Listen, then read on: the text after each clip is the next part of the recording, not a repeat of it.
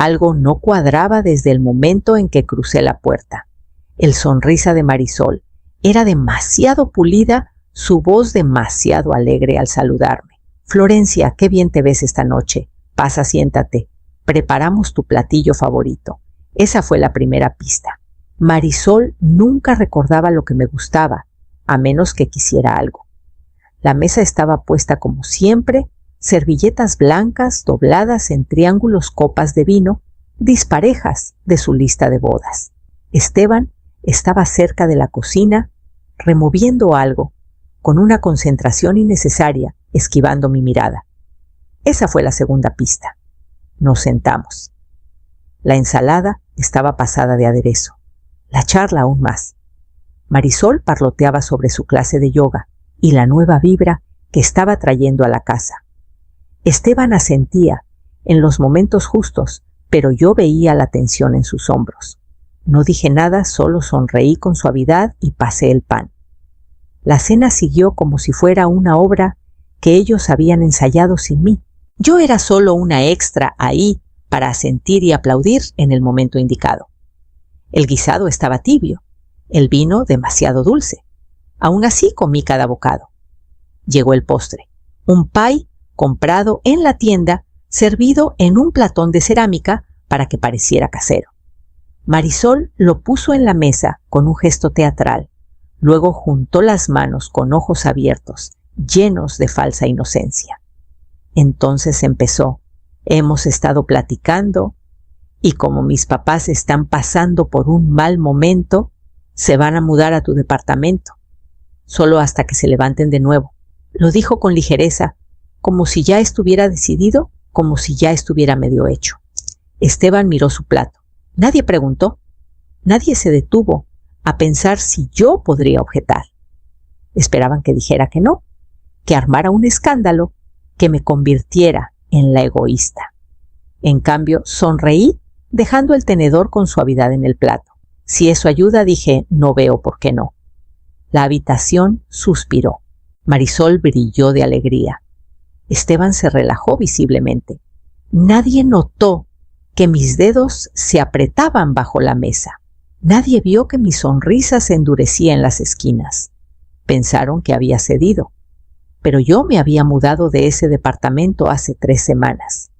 En cuanto llegué a casa, me quité los zapatos y caminé directo al viejo archivero junto a la estantería.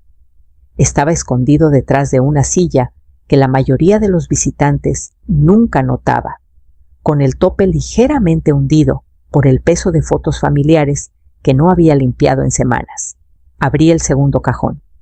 El aroma a papel y un sobrecito de lavanda me recibió un consuelo silencioso. Mis dedos pasaron por sobres etiquetados como Luz 2022, seguros y testamentos.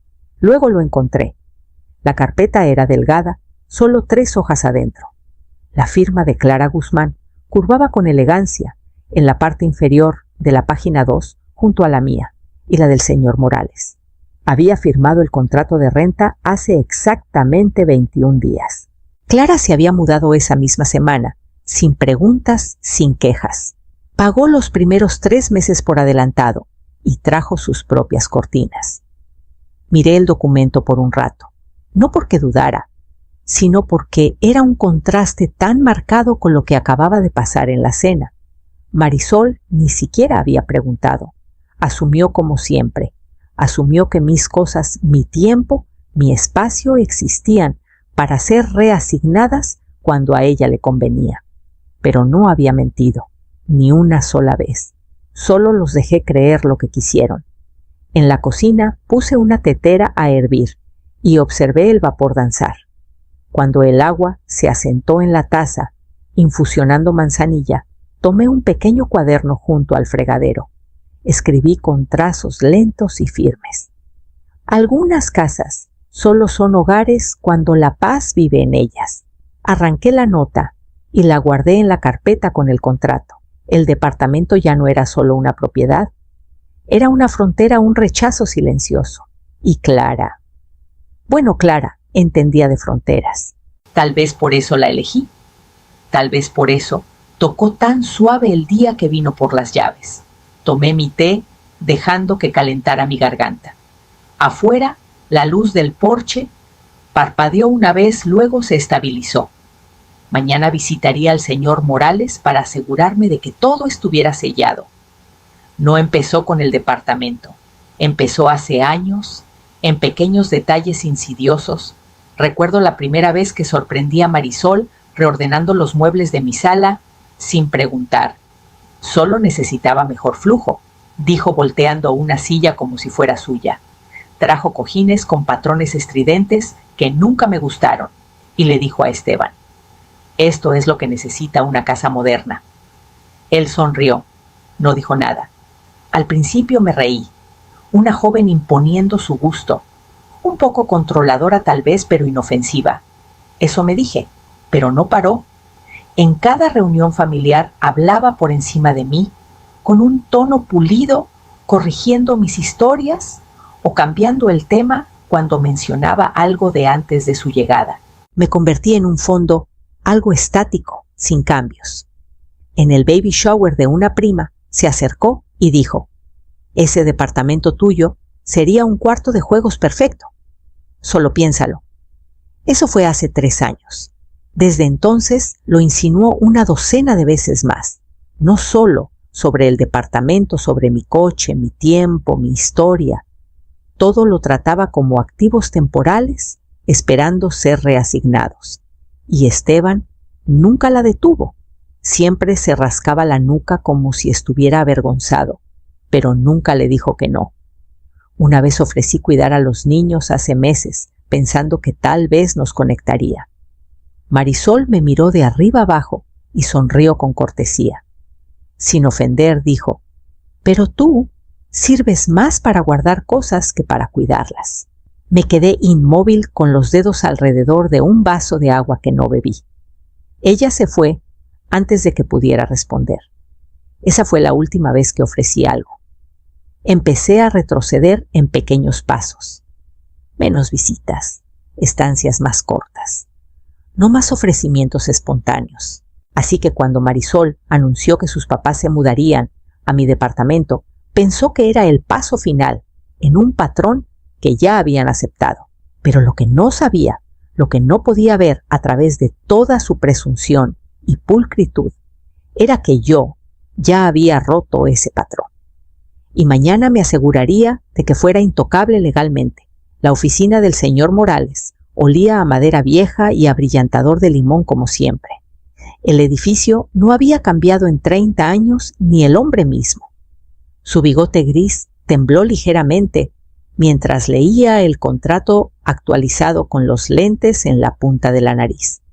Todo en orden, dijo, tras un momento golpeando el papel con un dedo firme, sin lagunas, sin confusiones. Clara es tu inquilina legal y estás protegida de interferencias. Asentí. Séllelo entonces.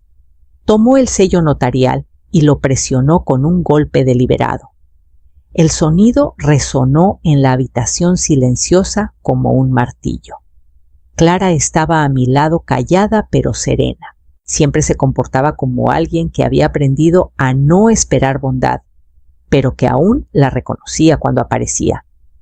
Años atrás, la ayudé con un desalojo injusto. Un casero la había echado sin motivo y nadie quiso escuchar. Yo sí. Perdimos el contacto después. Hace 2 meses me encontró de nuevo. Su voz no había cambiado. Baja firme. Dijo, necesito un lugar. Nada grande. Solo uno donde nadie esté esperando para sacarme otra vez. Le ofrecí el departamento sin dudar. El señor Morales nos dio una copia del contrato sellado a cada una. Clara guardó la suya con cuidado en una carpeta sencilla. No sonrió, pero sus hombros se relajaron apenas un poco. Clara, dije en voz baja, es posible que mi familia aparezca sin invitación. Creen cosas distintas. Si lo hacen, no abras la puerta. No les debes explicaciones. No se inmutó. No lo haré. Estarás segura. Aquí susurré. Y no te verán venir. Me miró por un segundo largo y asintió ligeramente. Salimos de la oficina y nos separamos afuera, sin alboroto, sin apretones de manos. solo entendimiento. Esa noche regresé a casa y guardé mi copia del contrato en el cajón con los demás. Luego tomé una llave vieja de antes del cambio de cerradura hace 5 años y la metí en un sobre sencillo. El mensaje llegó a media mañana, justo cuando podaba las hortensias cerca del porche. Traeremos sus cosas el viernes. Deja la llave de repuesto. Gracias, mamá. Sin saludo, sin signo de interrogación. Solo una instrucción breve como siempre. Lo leí 2 veces y una más por la ironía. Sus cosas. Como si la decisión ya estuviera tomada, como si mi espacio ya hubiera sido dividido, renombrado y ocupado por gente que ni siquiera se había molestado en conocerme. Me limpié las manos en el delantal y entré. El cajón del pasillo trasero crujió al abrirlo. Adentro había cachivaches llaves de lugares ya olvidados. Una en particular era pequeña y opaca, con una ligera curva en la base donde una vez se atascó en una cerradura oxidada. Era de la puerta principal del departamento antes de que cambiara todo el herraje. La metí en un sobre sencillo, sin nota, sin explicación, solo la llave. En el complejo la dejé bajo una maceta junto a la puerta, justo donde Marisol una vez me dijo que dejara cosas por si acaso. Eso fue en los primeros meses, cuando aún intentábamos impresionarnos mutuamente. Me quedé ahí un momento mirando la puerta. Parecía cualquier otra puerta del vecindario, pero adentro había calma. Clara ya lo había hecho un hogar estanterías cerca del radiador, un móvil de viento en la ventana trasera. Tenía sus instrucciones. Si alguien tocaba y no estaba en el contrato, no respondería. Y si intentaban con la llave, bueno, no giraría. Esa noche tomé mi té sin ceremonia, con el sobre ya entregado, el herraje viejo olvidado por todos menos por mí. El viernes estaba a 2 días. Y lo que pasa con las llaves es que solo abren lo que aún te pertenece. Clara me contó después cómo pasó todo. Lo imagino claro, aunque no estuve ahí. Eran poco más de las 3 de la tarde. El sol estaba suave, colándose por los árboles afuera del complejo. Ella leía junto a la ventana cuando llegó el golpe seguro, luego impaciente. 3 toques cortos, seguidos del roce de una llave en la cerradura. Pero la llave no giró. Ella esperó. Hubo murmullos afuera. Un segundo intento. Nada.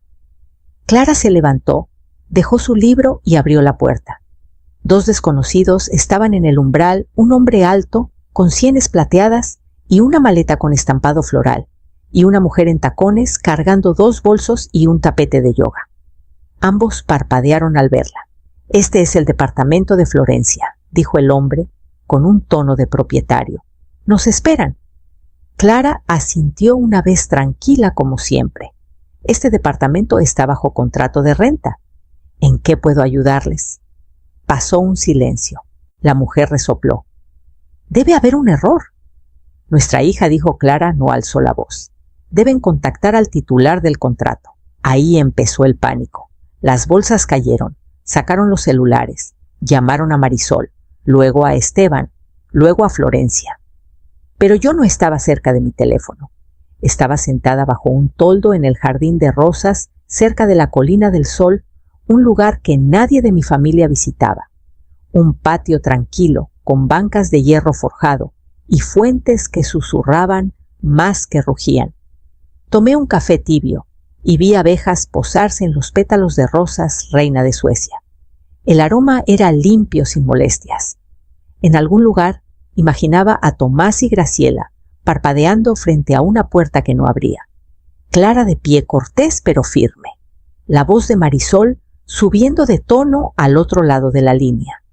Esteban atrapado en medio. Todo se movió justo como lo esperaba. Mi celular vibró una vez en mi bolsa, luego otra y otra más. No lo tomé. Todavía no. Observé el viento mecer los rosales y pensé no por primera vez cómo el silencio puede ser una especie de armadura. Los golpes llegaron justo cuando terminé de lavar la última taza de té. 3 toques secos, sin timbre, sin pausa. el tipo de golpe que anuncia más que una llegada. Advierten. Me sequé las manos despacio, doblé la toalla sobre el fregadero y abrí la puerta a medias. Ahí estaban, los 4. Marisol con los brazos cruzados, fuerte contra el pecho, la mandíbula tensa. Esteban detrás con la mirada en el suelo, y Tomás y Graciela, sonrojados y visiblemente agotados, flanqueados por cajas apiladas a sus pies como un asedio. Dijiste que podían mudarse, dijo Marisol cortante, saltándose el saludo. Dije, si eso ayuda, respondí con voz calma. No dije dónde. Sus fosas nasales se abrieron. Nos engañaste. No dije simplemente, ustedes asumieron. Graciela dio un paso adelante, arrastrando una maleta. Manejamos hasta aquí. ¿Sabes lo humillante que fue que nos echaran como si fuéramos invasores? Mi mano se posó en la mesita, los dedos rozando la superficie fría de mi celular. No lo levanté. Solo descansé ahí. No les pedí que manejaran, dije. No me consultaron, no ofrecí. Ese departamento está rentado y ustedes no están en el contrato. Esteban finalmente levantó la vista. Mamá, por favor, esto se está saliendo de control. Ladeé la cabeza. Se salió de control cuando alguien decidió que mi espacio era suyo para asignar. Entonces Tomás hizo algo que esperaba, pero aún así me molestó. Avanzó rápido hacia la puerta, con la mano extendida como si fuera a empujar para pasar. No me inmuté, no alcé la voz. Retrocedí solo un paso y puse la palma plana sobre el celular. No dije en voz baja. Se congeló. No porque pareciera amenazante, sino porque algo en mi voz medida absoluta sugirió que cumpliría. Nos quedamos así en una tensión silenciosa. La mirada de Marisol saltaba entre nosotros. Graciela murmuró algo por lo bajo. Esteban cerró los ojos como si esperara un impacto. Pero solo cerré la puerta despacio, sin una palabra. Y esta vez giré la cerradura. 3 golpes más, esta vez más fuertes. Como si la madera misma les debiera algo. Apenas había cerrado la puerta. Ni siquiera había vuelto al pasillo, cuando los golpes retomaron más enojados, más autoritarios. No volví a abrir. Afuera las voces subieron. El tono agudo de Marisol atravesó la puerta. No puedes cerrarles la puerta a la familia Florencia Graciela, añadió. No nos vamos hasta que entres en razón. Me quedé quieta. Dejé que el té en mi taza se enfriara. Dejé que sintieran lo que era estar en un espacio que no les pertenecía y no ser bienvenidos. Pasó media hora, luego 40 minutos. Apagué la luz del porche. No quería escalar las cosas. Solo no quería seguir actuando. Entonces lo escuché, el clic de la cerradura. Me moví rápido. La puerta principal no se abrió, pero alguien había intentado girar el picaporte. Tenían la llave rota que les dejé, y ahora intentaban entrar por la fuerza. Eso fue suficiente. Tomé el celular no con furia, sino con determinación. Marqué con mano firme. 911. ¿Cuál es su emergencia? Sí, dije en voz baja. Hay personas afuera de mi casa intentando entrar. Ya se les pidió que se fueran. No son inquilinos, no son bienvenidos y no están en el contrato. 10 minutos después, luces rojas y azules se reflejaron en mis ventanas. El golpe, esta vez, fue más suave. De alguien entrenado para tocar. Abrí la puerta lo justo para sentir. Gracias por venir. La oficial dio un paso adelante. Señora, les hemos indicado que abandonen la propiedad de inmediato. ¿Quiere presentar cargos? Miré más allá de ella. Tomás estaba sentado en la banqueta con los brazos cruzados. Graciela hablaba demasiado rápido. Marisol paseaba de un lado a otro. Esteban no estaba a la vista. No dije, pero quiero que el mensaje sea claro. Esta puerta se queda cerrada. Marisol se giró hacia mí una última vez, mientras los alejaban. Te vas a arrepentir, escupió. La miré a los ojos en la oscuridad. He lamentado casi todo hasta ahora.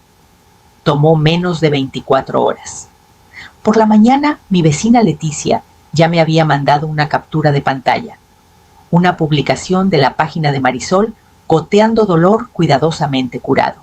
Anoche mi suegra dejó a mis papás ancianos sin hogar, sin explicación. Solo policía y puertas cerradas. Estamos devastados.